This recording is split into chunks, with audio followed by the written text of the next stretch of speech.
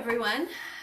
This is Sonnet Olsen, and this is the last film I'll be doing. This has been the Pacific Northwest Prophetic Arts Showcase of 2020. I'm very excited to have done all of this with you. It's been a very fun time. So I wanted to just jump on here and hi Heidi, and I'm excited because this is just the beginning. The prophetic arts are just gonna start. We are taking the airwaves. I've been really excited over this last couple of days because this is the first time this has happened where there's this huge showcase of the prophetic arts. So, this is just the beginning.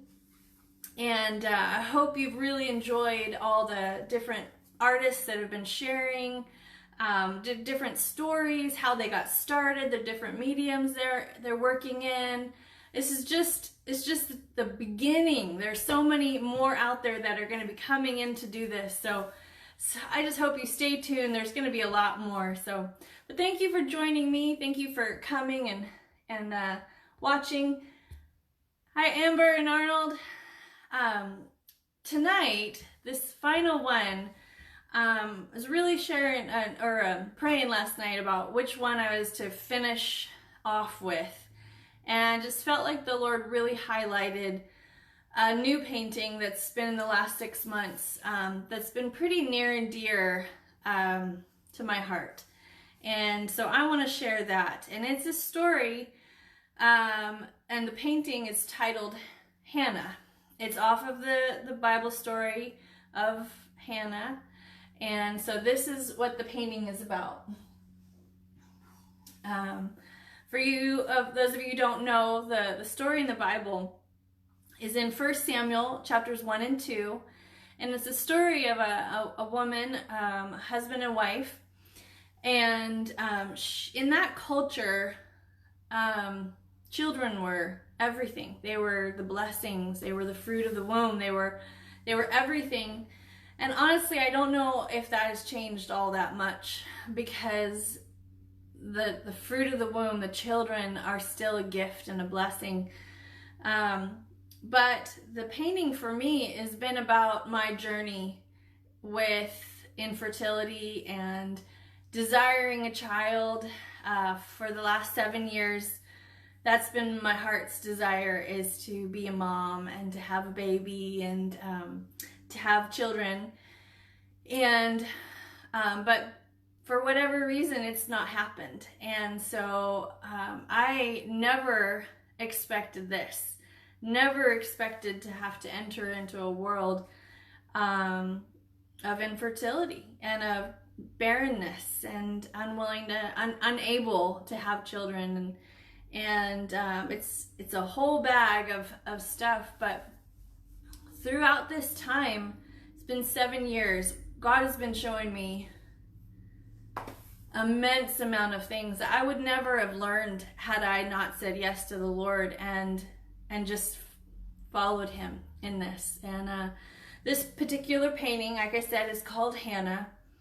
And the story in the Bible, it goes on about this woman who is in a culture where if you don't have children, you're shamed and you're mocked, because every year they go and they offer sacrifices on behalf of, atonement. But also there's this thing with children and families, and if you have 2 wives or if you have multiple children, then you give certain amounts, and it's this status symbol. And here, this husband, he has 2 wives, and one wife has no problem getting pregnant, has, I think it said 5 children.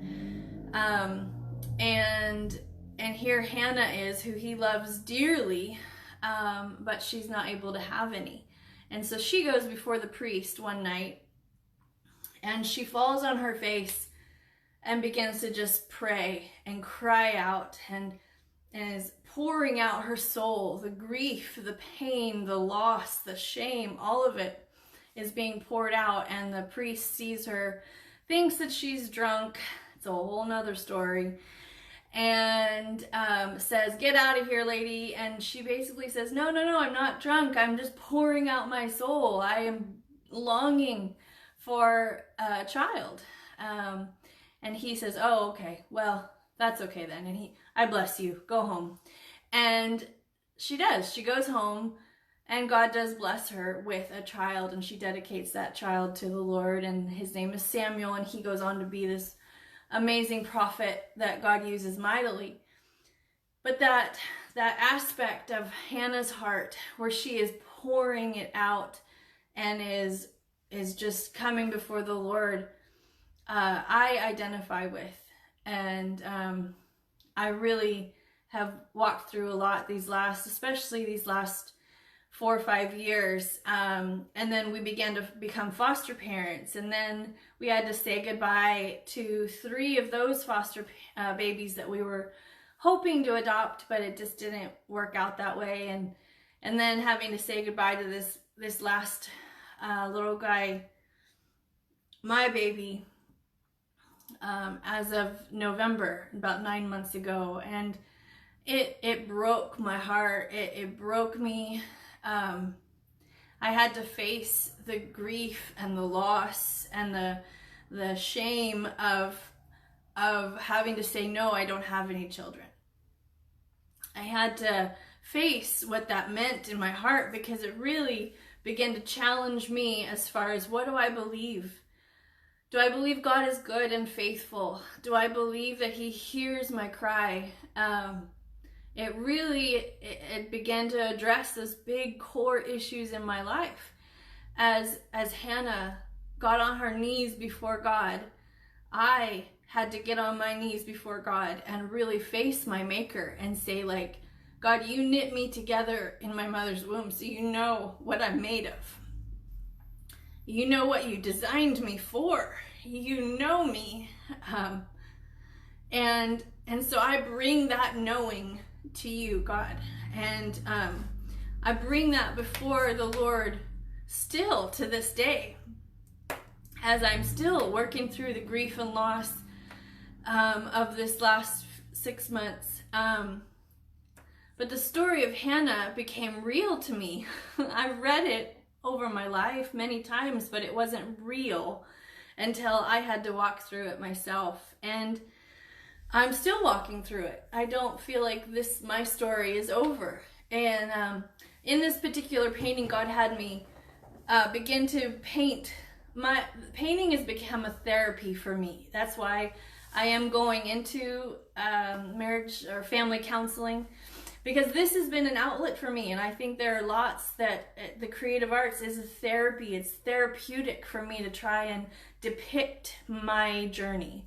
And that's part of what this is. So we have Hannah here. But this is one of the things, I'm going to try and bring the light closer so you can see it. But here is the king. Can you see him? Here is the king. Here is our God. And that's something that became very real to me, that God is a very present help in times of trouble. He is very present. He gets down in the mess with you. He's not just sitting up there on the throne saying, okay, this. He gets in it. He is our God who is involved, who is intimately involved with our pain and our loss and our grief and our joys and our blessings. He's in it. He's close. He lives within us. And that's what I needed to hear. I needed God to hear. I needed him to show me. I needed to hear him say, I know you. I know what I made you for. I know what's in you. I know your pain, because I'm in this. I'm committed. I poured out my blood. I'm committed to this. And that has meant so much to me, because there's no one that can really know you like God knows you. And so God he is that. He is this king who gets down in. He gets off of his throne to get down on his knees with you in the struggles, in the cries of your heart, as you're crying out for the loss, as you're crying out for the blessings of your life, like a child or a spouse or provision or things like that, that just don't seem to be happening right away, that they don't seem to be coming. You're crying out, and it's like, God, do you hear me? Am I hitting the ceiling? Am my cries falling on deaf ears?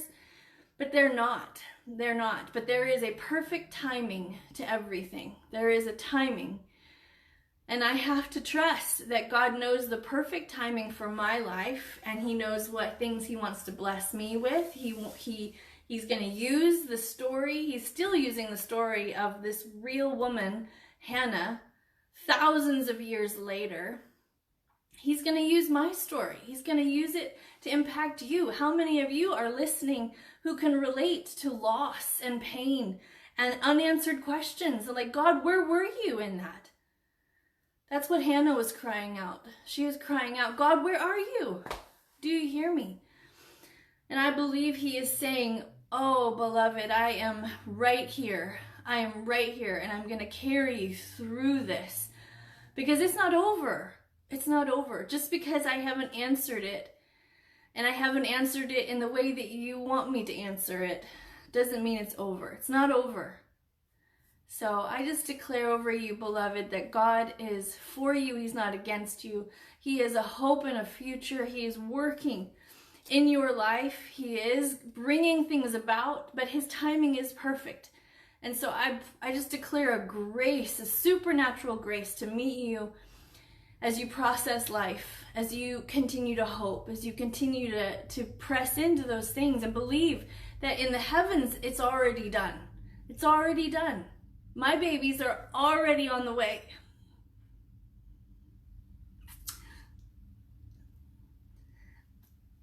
But the waiting, we need his grace to wait. And I bless you with the grace of God to wait, to hope, to believe. So thank you. I bless you with that. I encourage you to pass this along if there's anyone that you know that needs to hear that God is for them. Forward this. Let them know about this. Tell them they can always talk to me. I'm going to be starting a devotional here in August where we talk about this. We talk about these hard things and trusting God and wondering where he's at. So I'm going to be starting that. I'm going to be getting on that this week. And so look for that invite. Look for that. It's an 8-week devotional. We're going to be doing these types of things, but we're going to be hitting on some tough topics. So I hope you can join me. All right, bless you. Hey, if you have any questions, please write them down, and soon I will check this. I'll get back to you as soon as I can. All right, thanks guys. Bye.